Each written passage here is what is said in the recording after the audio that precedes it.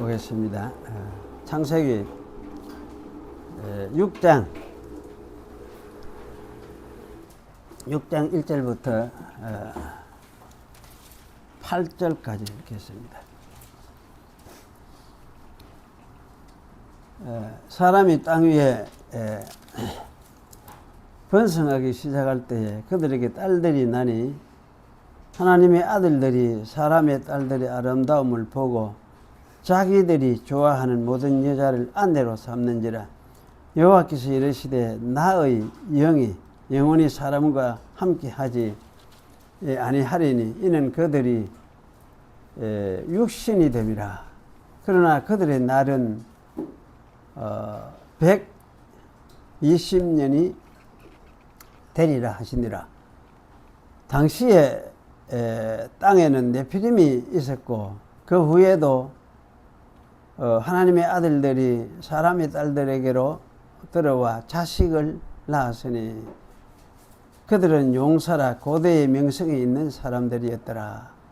여호와께서 사람의 죄악이 세상에 가득함과 그의 마음으로 생각하는 모든 계획이 항상 악할 뿐임을 보시고 땅 위에 사람 지으셨음을 한탄하사 마음에 근심하시고 이르시되 내가 창조한 사람을 내가 지면에서 쓸어버리되 사람으로부터 가축과 기는 것과 공중의 새까지 그리하리니 이는 내가 그것들을 지었음을 한탄함이니라 하시니라. 그러나 노아는 여호와께 은혜를 입었더라.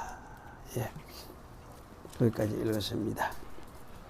오늘 이 셋 계보의 타락을 생각을 해보려고 합니다. 이 본문에 나오는 본문의 그 내용들이 굉장히 논란이 많은 사실 부분이기도 합니다. 이 본문을 어떻게 읽느냐에 따라서 해석이 참 어렵죠. 분분한데 좀 이 본문을 읽는 그 시각에 따라서 정반대의 그런 해석을 내놓고 있기도 합니다. 그래서 우리가 좀 생각해 보아야 할 그런 신학적인 문제들이 많이 있는 그런 본문이다. 그런 생각을 할 수가 있습니다. 하지만 이제 저는 제가 이제 이해하고 있는 바를 따라서 주석하고 설명을 하겠습니다. 그리고 이제 이런 주석 우리를 제가 찾아보니까 고신대 신대원 구약 교수로 지내셨던 그 한정근 교수님 주석이 많이 동감이 되었습니다. 그래서 많은 도움이 되었다. 그런 생각이 들었습니다.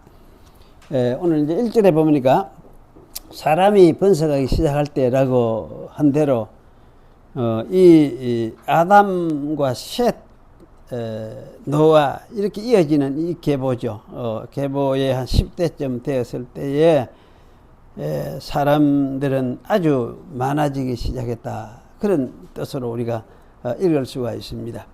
여기서 이제 사람, 아마 집합명사라 생각을 해야 될 것 같은데요. 아담 이러는데 그 사람, 문자적으로 하면 그렇습니다. 그 사람이 아주 이제 그 집합명사니까 아주 번성하기 시작한 그런 시기, 이게 아마 노아 시대였다. 이렇게 이해를 할 수 있겠죠.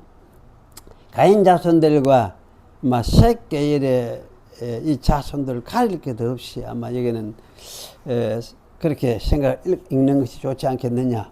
그런 생각이 들어집니다. 당시의 사람들, 당시의 그 시대에 노아 그 시대의 사람들, 그런 의미로 여기 이제 아담 이렇게 아마 썼지 않겠느냐. 저는 이제 그렇게 생각을 해봤습니다. 이렇게 사람들이 많이 불어나기 시작을 하자 그 가운데서 이제 아름다운 딸들이 태어났습니다. 어쨌든 아름다운 딸들이 태어나는 건 당연하죠. 당연한데 이 아름다운 딸들이 태어나는 것이 사실 문제는 아니죠. 문제는 어디 있느냐 할지, 문제는 이제 하나님의 아들들이라고 하는 이 존재들에게 문제가 있습니다. 왜냐하면 이 존재들이 사람의 딸들의 아름다움을 보고 자기들이 좋아하는 모든 여자를 아내로 삼았다. 이렇게 말하고 있기 때문입니다. 이게 문제죠. 그렇다면 여기서 이제 하나님의 아들들은 누구를 가리키니까? 이게 참 어렵습니다. 몇 가지 견해가 있습니다. 첫 번째가 뭐냐면 천사들이라는 견해가 있습니다. 유대인들의 그 외경에 이거는 천사들을 가리킨다. 에녹스 또는 힌년스, 바룩스, 요세퍼스, 우리가 여러분 들어서 혹시 아시죠? 요세퍼스 필로 같은 사람들도 하나님의 아들들은요 천사들이다 이렇게 이해를 했다고 합니다. 또 성경에도 사실은 천사들을 하나님의 아들들이라고 말하는 때가 있죠. 욥기 보면 1장 6절, 2장 1절 여기 보면은 하나님의 아들들이 하나님 앞에 여호와 앞에 섰다 이런 말들 나오고 38장 7절에도 역시 하나님의 아들들이란 말이 그게 나옵니다. 이건 아마 천사들을 가리키는 것으로 생각이 됩니다. 그래서 이 욥기 1장과 2장은 이 이제 천사들이 하나님 앞에 자신을 세웠다 이렇게 이제 표현을 하고 있습니다. 그래서 이 욥기에서 사실은 이제 이 표현이 하나님의 천사들을 하나님의 아들들이라고 말한 이 표현이 사실 문제가 있는 것은 아니죠. 아닌데 문제는 어쨌든 거기에 이제 사단이 들락거렸다는 게 그게 사실 궁금합니다. 그래서 그 부분에 대해서 밑에 줄을 64번 해가 달아놨는데 요거를 좀 잘 읽어보시고 좀 생각을 해보시기 바랍니다. 어쨌든 이런 천사류를 이 구절에서 말하는 하나님의 아들들로 이해를 하는 것이죠. 그래서 이런 천사류를 하나님이 언제 창조하셨는지 그것이 성경에서 사실은 명확하게 설명하고 있지는 않습니다. 하지만은 욥기 38장 그 앞부분을 이래 보면은 창조 이전 언제인가 천사류를 하나님이 먼저 창조하신 것 같다 이런 추측을 하게 만들어요. 그래서 여기서 말하는 이 하나님의 아들들도 이런 천사류를 가리키는 것으로 이해를 하는 것이죠. 그래서 이런 천사들이 사람의 딸들을 취하였다고 보는 것입니다. 이렇게 되면 이 천사들은 물론 이건 타락한 천사들을 말하는 것이구나 이렇게 말을 할 수가 있겠죠. 그래서 이 이제 천사들이 사실은 타락한 천사들이기 때문에 이건 하나님을 반역을 꾀한 천사들이라고 할 수가 있고 또 그런 중에서 그 중에서 에덴에서 하와를 깨었던 사탄도 거기에 포함이 된다 이렇게 말을 하는 것은 당연합니다. 그래서 이런 식으로 이제 논리를 가지고 생각하는 것이 요즘 말하는 하나의 그 신화론적인 유대인 신화론적인 해석이다 이렇게 우리가 말을 할 수가 있을 것 같습니다. 하지만 저는 이제 이런 신화론을 좀 받아들이기가 상당히 좀 어려워요. 왜냐하면 성경에서 천사들을 하나님의 아들들로 부르는 경우는 있지만 천사들이 타락하여서 사람과 결혼하고 아이를 낳는 일이 이것이 과연 사실이냐 가능한 것이냐 이렇게 생각할 때에 이것은 어쩌면 창조 질서에 배치되는 일이다 그런 생각이 들어집니다. 그래서 아무리 영적인 존재들일지라도 창조 질서를 초월할 수는 없다 그렇게 저는 생각을 합니다. 창조 질서는 창조주 하나님이 내신 질서이기 때문입니다. 그래서 이 질서는 하나님이 아니면 바꿀 수가 없어요. 그런데 여기 이제 천사들이 이렇게 해서 사람과 결혼을 해가지고 사람에게 성생활을 하고 그러면서 아이를 낳았다. 이거는 사실 창조 질서상 맞지 않는 그런 이야기입니다. 그래서 이런 이야기를 예수님도 사실은 말씀을 하신 것 같아요.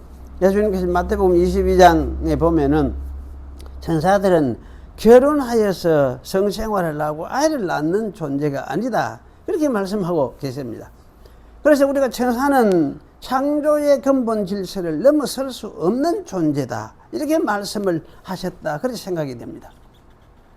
그리고 이제 이런 부분을 천사로 읽어야 한다면은 사실은 천사들이 타락하여서 세상을 어지럽게 만들었는데 그 일로 인해서 인간을 사실은 삭살이 하는 심판, 이것이 사실 여기에 준비된 이제 홍수 심판인데, 이렇게 하는 것이 이치에 맞느냐? 사실 이치에 맞다고 생각하기가 좀 어렵죠. 만약에 이런 것이 사실이라면은 이런 일을 행하시는 하나님이 참 합리적이지 않네, 좀 이상하네, 이렇게 생각할 수밖에 없는 것 같아요. 그러므로 사실은 이런 신화론적 해석을 저는 수용할 수가 없다, 그런 생각이 들었어요. 둘째는 여기 왕이나 지배자 계급의 사람들을 가리킨다는 견해가 또 있습니다.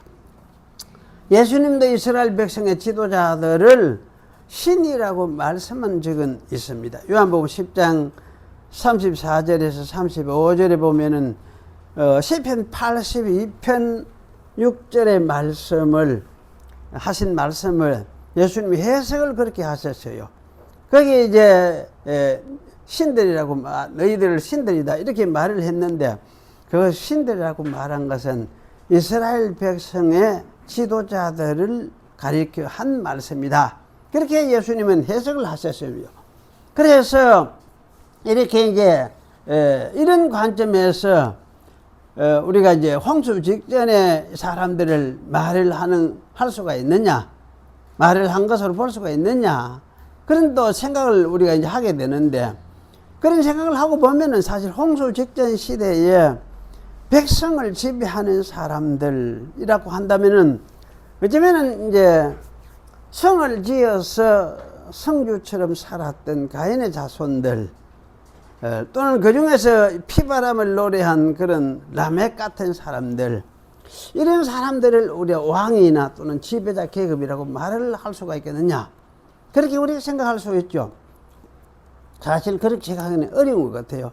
그래서 이들은 아마 모두가 저주를 받은 가인의 자손들이고, 뭐 이런 사람들을 이제 하나님의 아들들이라는 범주로 생각하기도 좀 적당하지 않다. 당시에도 그렇게 이제 이런 사람들을 하나님의 아들들이다 이렇게 말하는 것은 좀 적당하지 않다는 생각이에요.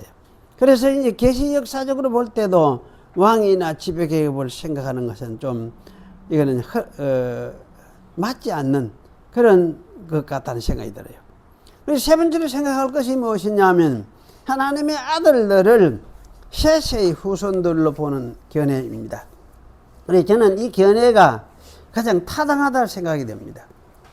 하나님을 공경하던 셋의 후손들은 하나님의 아들들이라고 불리는 것이 타당하다, 그런 생각이 듭니다. 왜냐하면은 아담은 하나님을 닮았고, 5장 1절에 그래 놨죠. 아담은 하나님을 1절부터 3절까지 내용이 그렇습니다. 아담은 하나님을 닮았다, 그냥 빼닮은 거죠. 빼닮았고, 또 셋은 아담을 빼닮았기 때문에 이 자손들을 하나님의 아들들이라고 부르는 것은 우선 당연하다, 이런 생각이 들어집니다. 아담이 그러면 하나님을 빼닮았다는 이 말은 하나님의 어떤 모양을 빼닮았다 이러기보다는 하나님 마음을 너무나 잘 이해하고 있는 아담, 하나님의 뜻을 잘 깨닫고 있는 아담, 뭐 이런 뜻으로 저는 이해가 되어져요. 그리고 여기 사실은 이제 이 셋은 이런 아담을 가장 잘, 아담의 마음을 가장 잘 이해하고 받아들이는 그런 사람, 아담의 입장을 가장 잘 이해하고 따르던 아들 셋, 그렇게 생각이 돼요. 그러니까 이런 뜻으로 여기 이제 하나님을 닮았다, 또는 셋이 아담을 닮았다, 이렇게 말하는 것 같습니다. 그래서 사실 이제 이런 생각을 하면은 이 말은 결국은 요새식으로 말하면은 뭐냐, 결국은 셋은 어떤 사람이냐 할 때 하나님의 마음을 가진 사람이라 할 수가 있고, 이것을 바꾸고 말해서 이것은 성령이 충만한 사람이다, 신약식으로 말하면 그렇게 말하는 것이 옳겠다 싶어요. 이러한 경건한 사람의 자손들을 하나님의 아들들이라고 불렀던 것은 별로 그게 부자연스럽지가 않습니다. 오히려 합당하다는 생각이 들었습니다. 하나님의 아들들이라는 말은 경건한 셋의 자손들이란 뜻으로 아마 이것은 당시 사람들에게도 인정을 받는 말, 아마 당시 사람들이 이 말을 사용을 하고 있었던 것이 아니냐, 그런 생각이 들어져요. 그래서 이거는 후대에 아마 이스라엘 백성들을 향해서도 하나님의 아들이라고 부른 것으로 맥이 통하는 같은 의미도 생각이 됩니다. 요새 신약에 우리 성도들을 뭐라 합니까? 성도라고 부르잖아요. 이거하고 비슷한 그런 의미로서 사용이 된 말이다, 그런 생각이 들어요. 그래서 저 사람들이 하나님의 아들들이다 이렇게 이제 불려졌던 거죠. 그만큼 이들은 참 하나님의 마음을 담고 따르는 그런 사람들이었다는 것을 보여주는 말이 바로 이 말이다, 그런 생각이 들어집니다. 이런 하나님의 아들들이 결국 이제 이 홍수 시대에 오니까 어찌 되었느냐 하면은 자기들이 좋아한다는 이 말은 사실은 자기들이 선택하는 대로 모든 자녀자들을 아내로 삼았다, 그렇게 말을 하고 있어요. 이 말은 사실은 일부 다처이지만은 정식으로 결혼 관계를 맺고 남편과 아내가 되었다는 그런 이야기 아닙니다. 하나님의 아들들이 자기들 눈에 예쁘게 보이면 닥치는 대로 자기 여자를 만들었다는 이야기. 그러니까 사실 이건 무법천지이지, 도리가 없는 세상이라 이 말이에요. 이런 일을 하나님의 말씀이 왜 이래 벌리느냐 할 때에 이거는 말할 것도 없이 하나님의 말씀이 그들의 마음에 없기 때문에 그렇습니다. 그래서 하나님의 말씀이 그들의 마음에 없다는 말은 하나님을 안 믿는다 이야기죠. 안 믿으니까 하나님을 두려워하는 것도 없고 그 말씀을 존중하면서 따라서 우리가 지켜가야 된다, 이것도 없는 거지. 그래서 이렇게 되어지니까 이거는 지 마음대로 하는 거죠. 자기 마음대로 따라 행동하는 거죠. 자기 마음대로 행동할 수밖에 없는, 지 마음대로 하나님 따라서 하나님을 이렇게 말씀을 따라서 지가 살아야 되겠다, 이렇게 생각을 안 하면은 결국 그건 이제 지 마음대로 하는 거죠. 지 마음대로, 인간이 지 마음대로 하라, 그렇게 할 수밖에 없습니다. 이런 인간의 자기 마음대로는 결국은 무엇을 따라가느냐? 죄악의 욕구를 따라서 행동하게 되는 것이죠. 하나님의 말씀에 복종하는 마음이 없는 인간은 그 속에 뭐가 있느냐 할 죄가 그를 지배를 하니까 죄악의 행동을 할 수밖에 없습니다. 그 인간이 사실은 이런 의미에서는 인간이 죄인이라 하는 건 당연하죠. 그래서 사실은 이렇게 타락을 해버린 거죠. 그래서 사실 거룩한 백성 그 셋의 후예들이 이런 식으로 타락을 했었다, 그렇게 저는 생각을 합니다. 하나님이 사실은 한 남자와 한 여자를 창조하신 것은 거룩한 자녀를 얻기 위함이었습니다. 말라기도 나오죠. 거룩한 자손을 얻기 위해서. 이러한 창조 때의 창조 원리를 그들은 아예 이제 마음에 두지도 않으니까 교회, 요새쯤은 교회는 댕긴다 치고 하나님 칸도 진짜 하나님을 섬기고 두려워하고 그 말씀을 따라서 우리가 가야 된다는, 이런 순종하며 가야 된다는 이 마음이 없는 거지. 이런 걸 아예 이제 하나님을 저버리는 그런 모습입니다. 그래서 사실 이런 세상을 만든 것이다, 그렇게 우리가 이야기를 할 수 있습니다. 여기서 이제 하나님의 법을 싫어하는 인간이라는 인간이 어떤 인간이냐 할지, 하나님의 법을 싫어한다면은 그 인간은 어떤 죄인이다, 이렇게 말을 할 수밖에 없어요. 인간은 법이 없는 인간이 될 수 있느냐 할 때 사실 인간은 법이 없는 인간은 될 수는 없어요. 법이 없는 이는 오로지 하나님 자신뿐입니다. 하나님은 자신이 자기에게 법이 되시기 때문에, 자기 자신이 법이 되시기 때문에 하나님 자기의 의지와 자기의 자유로움도 역시 자기의 법입니다. 이 속에서 하나님은 자유하시는 분이죠. 그래서 이 하나님의 자유도 스스로 아무 법이 없다 이렇게 하지만은 하나님 안에서 자기의 자유함 속에서 자기의 법, 스스로 자기의 법을 따라서 자유하시는 분이죠. 따라서 인간이 법이 없음을 추구하는 것은 자신이 하나님이 될 것을 추구하는 것과 같습니다. 그러므로 인간이 마땅히 하나님 아래서 하나님의 법을 마음에 두어야 하는 것은 마땅하죠. 그리고 하나님의 법의 다스림을 받을 마음을 가져야 하는 것도 마땅합니다. 오늘 우리가 아까 에스겔 20장을 읽었는데 이스라엘 백성도 그랬죠. 하나님의 법을 마음에 두고 따라서 살아고 그걸 지켜야 된다. 그 마음이 없었어요. 그런 마음이 없었어요. 그 자기 마음대로 하는, 자기 쫓아가는 그런 거였어요. 그래서 이렇게 하는 이 인간의 모습이 뭐냐? 하나님의 법을 마음에 두지 않는 인간. 이것이 뭐냐? 이것이 전형적인 죄인된 인간의 모습이다. 이렇게 우리가 말을 할 수가 있습니다. 노아 때의 셋 자손들은 바로 이런 식으로 하나님 주신 마음을, 하나님의 마음을 사실 저버렸다. 그렇게 우리가 생각할 수 있습니다.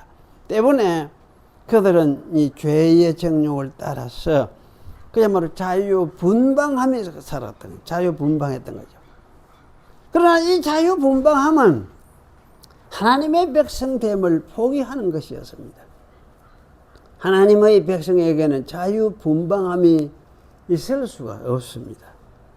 왜냐하면 하나님의 백성은 하나님 안에서 자유가 있을 뿐이죠. 그래서 하나님이 주신 백성은, 하나님의 백성은 하나님이 주신 법을 즐거워한다. 그걸 받아들이고, 이거 맞다, 이거 이래야 내가 살아가고 내가 살 수가 있다. 이런 생각을 하면서 즐겁게 받아들이고 순종하고 따르려고 하는 마음을 가지는 거죠. 그게 하나님의 백성이에요. 그래서 하나님의 백성은 어쨌든 하나님 안에서가 아니면 자유할 수가 없어요. 인간 전체가 그래요. 하나님 안에서가 아니면 자유를 할 수가 없어요. 인간이 하나님이 아니기 때문에 그렇습니다. 자유분방하여 육신의 정욕만을 쫓아가는 인간은 뭐냐 할 때 이거는 이제 육신이다. 그렇게 이야기합니다.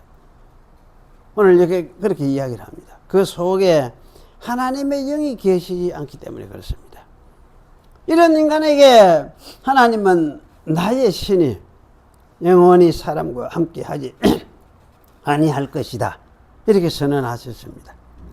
하나님의 신이 사람 가운데 거주하지 않겠다는 말씀. 여기에 함께 하지 아니하겠다는 이 말은 거주하지 않겠다. 그런 말씀입니다.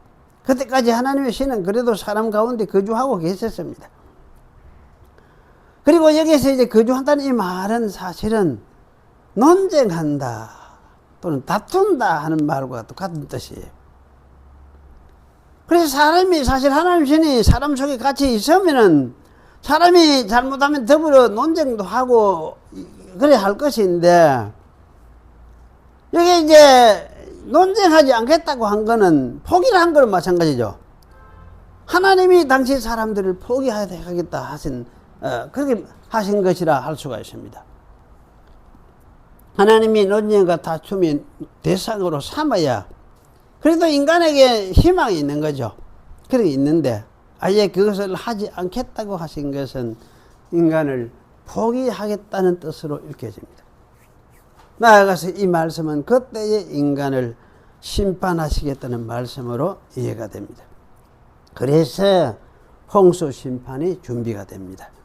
그리고 그 인간들의 날이 120년으로 정해집니다. 아마 이 120년이라는 기간은 노아가 방주를 준비하도록 하기 위해서 허락된 준비 기간이다. 그런 생각이 들어져요. 그래서 이렇게 해서 참 이 홍수를 막게 되는 시대가 되었습니다. 그리고 이 시대의 특징 또 한 가지가 네피림이 있었다. 그러면서 그 4절에 보면 당시에 네피림이 있었다. 그래, 네피림이 있었다. 이렇게 이야기를 하고 있어요.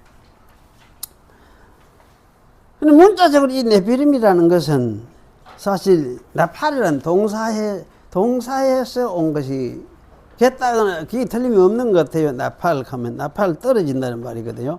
그러면 네피림 이러면은 떨어진 자들 이렇게 번역을 할 수 있는. 그래서 이 타락한 자들 이렇게 아마 이해를 할 수 있을 것 같아요.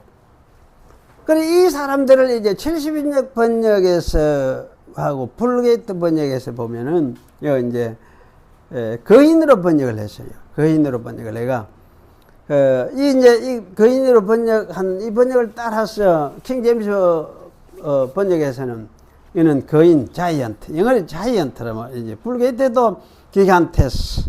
그 다음에 70번역에 똑같이 기간테스예요.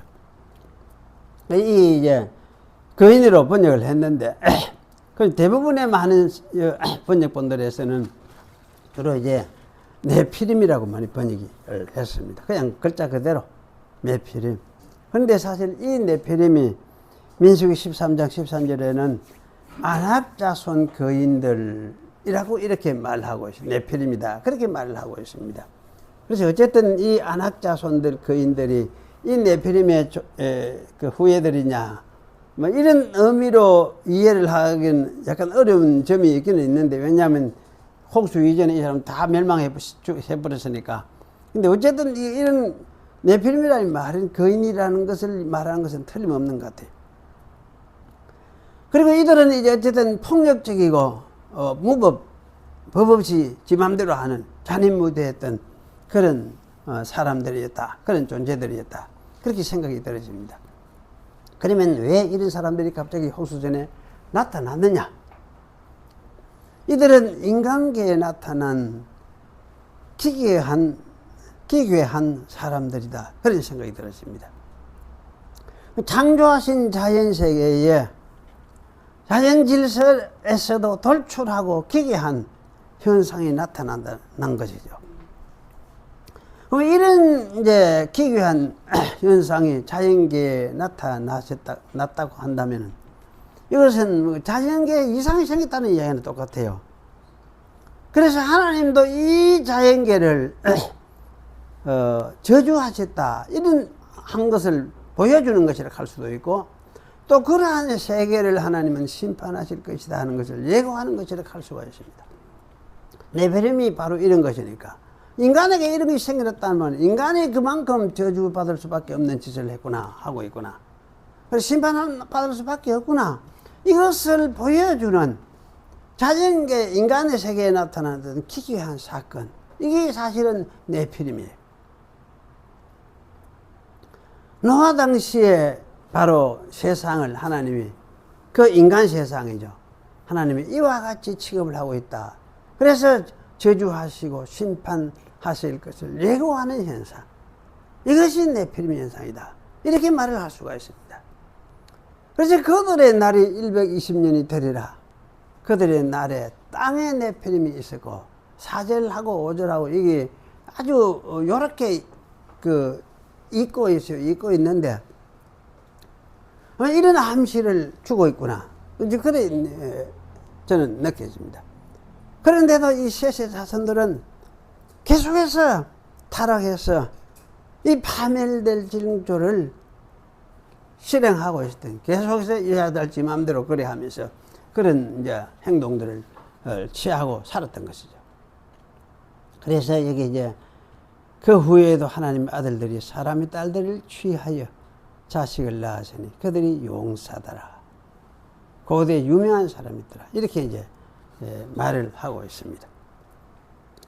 그리고 5절은 이런 상태를 요약해서 정리를 해주는 것 같습니다. 하나님이 보시기에 사람의 죄악이 세상에 가득 찼다. 관영했다. 히브리 말 그냥 라바예요. 라바. 그런데 그냥 아주 꽉 찬 걸 이야기하죠. 많아진 거. 또 그의 마음으로 생각하는 모든 계획이 항상 악할 뿐이었다. 이렇게 말합니다. 마음으로 생각하는 모든 계획이 악할 뿐이었다. 마음으로 생각하는 모든 계획하는 거, 이게 사실 빚어낸다라는 말에서 나온 것이니까, 마음으로 빚어내는 거 생각하고 구성해가지고 빚어내고 만들어내는 것이 뭐냐? 항상 악이더라. 악뿐이더라. 사람이 이런 거지. 하나님에게서 나온 그 모습도 아무것도 없던 거지. 그래, 이런 셋의 자손들이 이래 됐으니까, 이런 셋의 자손들을 더 이상 둘 이유가 없는 것입니다. 더 이상 둘 이유가 없는 거죠. 그래서 이 120년 후의 심판을 하나님이 결심을 하셔줍니다. 하지만은 하나님은 땅 위에 사람 지으셨으면 한탄하셨다고 했을 때 마음이 근심하셨다고 했습니다. 한탄하셨다는 이 말도 사실은 참 쉽지 않은 그런 어떤 말인데요. 말 자체는 그렇습니다. 슬퍼한다, 애도한다. 슬퍼한다, 애도한다, 또는 위로한다, 그런 의미까지도 이제 포함시켜서 사용을 하기도 해요. 근심하신다는 이 말도 역시 슬픔을 느낀다, 그런 뜻입니다. 하나님은 땅에 사람 지으신 것을 보시고 슬퍼하셨다.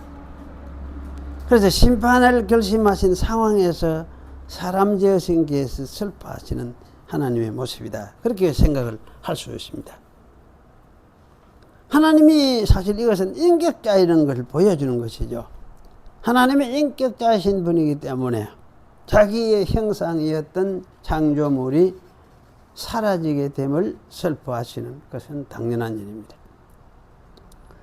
그래서 사실 하나님이 슬퍼하실 수 있느냐, 옛날 그런 많이 이야기를 했어요. 조직신앙 할 때도 이런 식으로 이야기를 한 적이 있습니다. 철학에서도 원래 창조주는 부동의 원동자다, 이런 식으로 말을 하는 사람도 있었잖아요. 근데 어쨌든 왜냐하면 이제 이런 식으로 말을 하기도 하고, 또 어떤 사람은 하나님이 어떻게 후회하고 한단 말인가? 왜 후회한다 말은 완전하지 않다는 말을 하나 똑같지 않느냐? 그렇게 이제 이야기를 하는 사람들도 있어요. 그런데 그런 식으로 말하는 자체가 뭐냐면은, 어쨌든 하나님을 사변적으로 규정을 해요. 인간 사변적으로, 이건 논리를 가지고 자꾸 맞춰야되려고 하는 그런 사고방식이에요. 그렇게 하나님을 접근하는 자체가 교만이고, 인간의 교만이에요. 성경에서 하나님이 설명하셨다 하면은 그대로 받아들여야 되지. 그분이 인격적인 분이구나, 이렇게 이야기를 하고, 자기 창조하신 것에 대해서 이렇게 참 슬퍼하시구나, 이렇게 이제 받아들여야 되는 거죠. 그래서 하나님께 사실 사변론을 가지고 자꾸 하나님을 규정하고 어떤 획 계획하듯이 이렇게 제어하려고 하는 이런 사고방식 자체를 인간이 우리는 포기를 하는 것이 옳습니다. 이런 생각을 하지 않도록 해야 돼요. 그래서 하나님은 슬퍼하시면서도 자신이 창조하신 생명체들을 지면에서 쓸어버리기로 작정을 하셨습니다. 여기서 내가 쓸어버린다, 이 말은 닦아낸다, 와이프아웃, 완전히 닦아내죠. 와이프 닦아내버린다, 또는 박멸하겠다, 절대 완전히 없애버리겠다, 건절시켜버리겠다, 익스터미니게이트, 건절시켜버리겠다, 박멸시켜버리겠다, 이런 뜻을 가지고, 사람은 물론이고 육축과 기는 것과 공중의 새까지도 박멸하겠다, 이렇게 말씀하셨어요. 그 육축은 아마 지상동물에 대표되는 말로 여겨집니다. 그리고 공중의 새까지도 진멸하겠다, 이런 말씀하셨으니까 인간과 동물계에 생명 있는 모든 것을 진멸시키겠다, 이렇게 말씀하신 것과 같습니다. 철저하게 대격변이 벌어질 것을 말씀하신 것 같아요. 죄에 대해서 철저한 씻어냄. 왜 이런 창조에 이렇게 씻어냄이 있어야 여기에 이제 복을 주실 수 있는 그런 세계가 되어지니까. 그러니 죄를 싹 씻어내버려야 되겠다. 이런 하나님의 특단의 조치를 취하시는 것 같아요. 이것도 하나 이제 미래의 어떤 구속 사건, 또 죄를 씻어낼 것에 대한 어떤 상징적인 사건이라고 할 수가 있습니다. 그런데 사실 이러한 이제 특단의 조치에서 뭡니까? 하나의 예우를 두고 있는 것이, 그렇지만 노아는 여호와의 은총을 입었더라. 그래서 사실 그 히브리 말 자체는 좀 애매한 부분이 있어요.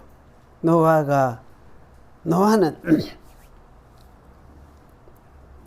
여호와의 눈에서 은총을 발견했더라. 이렇게 되죠.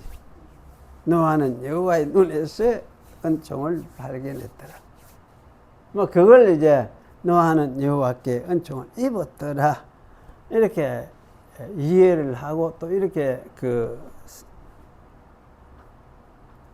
번역을 그렇게 한 것 같아요. 그게 아마 틀린 번역이 아닌 것 같다 싶어요. 하나님의 은총을 노아가 발견한 건 맞는데, 그게 이제 누가 하나님이 노아를 그래도 사랑하시고 그 노아를 보시면서 사랑하신 그런 모습에 대해서, 그러한 것에 대해서 표현을 그렇게 했다. 어떤 사람은 그렇게 설명을 하고 있는데, 어쨌든 이 부분을 좀 더 우리가 생각을 해 봐야 될 부분이기는 한 것 같습니다. 그래서 어쨌든 이 은총에 들어가는 인간, 들어가는 피조물, 이것만이 사실은 이제 같이 은총을 입는 거지. 노아의 은총을 같이 입는 거지. 그걸 여기서 이제